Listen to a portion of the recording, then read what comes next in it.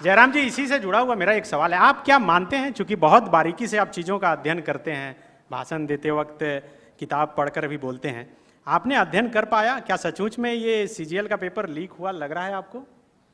देखिए, जैसा कि छात्रों के द्वारा विभिन्न संस्थानों के द्वारा जो एविडेंस साक्ष्य प्रस्तुत किए जा रहे हैं, तो प्रथम दृष्टि से तो यह स्पष्ट हो रहा है कि इस बार भी जो सीजीएल का पेपर है उसमें कहीं ना कहीं गड़बड़ी हुई है, धांधली हुई है।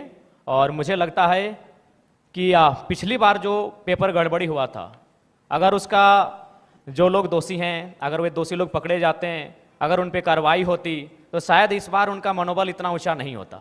लेकिन चूंकि आपने एसआईटी का गठन किया, आपने समय मांगा, आपको समय मिला, उसके बाद भी ये तय नहीं हो पाया है कि पिछली बार जो पेपर गड़बड़ी हुई थी, जो 28 जनवरी 2024 को जब इसका एग्ज़ाम हुआ था, तो मेरा मानना है कि कहीं ना कहीं आपका कठोर निर्णय ना ले पाना गवर्नमेंट का, आपका क्विक डिसीजन ना ले पाना उन लोगों का मनोबल को बढ़ा रहा है। हमने कोल माफिया सुना था, हमने लैंड माफिया सुना था, अब यहाँ पेपर माफिया जैसे मामले सामने आ रहे हैं, तो इससे आप इनकार नहीं कर सकते हैं, इस पर आप मौन नहीं रह सकते हैं। ये तो आपको तय करना होगा, इस बात को आपको मानना होगा। क्योंकि पिछली बार हमारे ही 15 साथियों पर एफआईआर हुआ था, आज भी उस मुकदमे के कारण हमारे प्रत्याशी रांची के हमारे आदरणीय देवेंद्र जी जेल गए, उसी मुकदमे के कारण गए थे।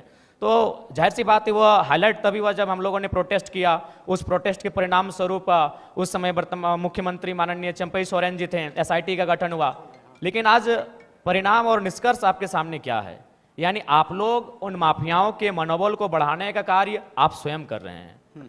तो ये तो आपको तय करना है कि आप छात्रों के साथ हैं या पेपर माफियाओं के साथ है, ये सरकार को आके तय करना है। यदि आप पेपर माफियाओं के खिलाफ हैं, तो पिछली बार जो आपने एसआईटी का गठन किया था, उसका निष्कर्ष क्या है, उसका रिजल्ट क्या है, दोषी कौन लोग हैं, वो कटघरे के पीछे कब होंगे, ये राज्य की जनता जानना चाहती है। सीजीएल जेएसएससी के तमाम 6 लाख अभ्यर्थी जानना चाहते हैं।